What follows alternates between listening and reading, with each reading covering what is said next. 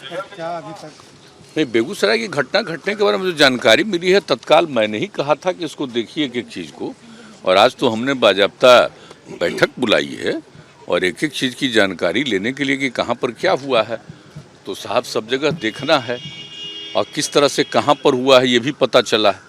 तो इसका मतलब है कि कोई ना कोई करने वाला जानबूझ करके ही धंधा किया है। क्या उद्देश्य एक तरफ नहीं, एक तरफ जहाँ पर किया है गड़बड़ी वो सब पिछड़े वर्ग के हैं और एक तरफ जो हंगामा हुआ है वहाँ पर मुस्लिम कम्युनिटी के हैं। तो इस तरह से करके कोई ना कोई धंधा जरूर किया और हमने कहा कि हर तरह से एक एक चीज़ का पता करिए।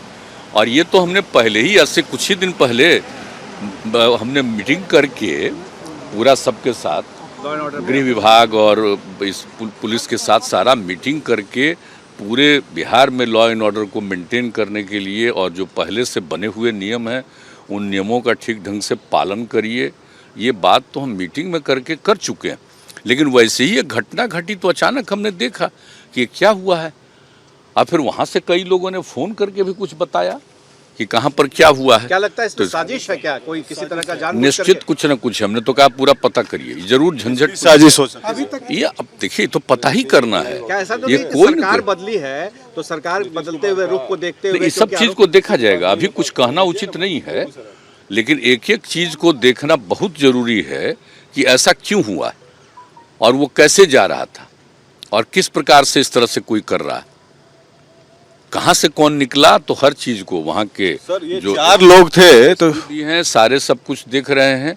एक की तो हत्या हो गई और बाकी जो कुछ भी है वो सब कुछ, तो जो कुछ भी एक एक चीज को देख रहा है और उसमें जिन लोगों को तेजी से काम नहीं करना था क्यों नहीं कोई काम किया ये भी देखने के लिए तो कुछ लोगों को तो सस्पेंड भी किया है।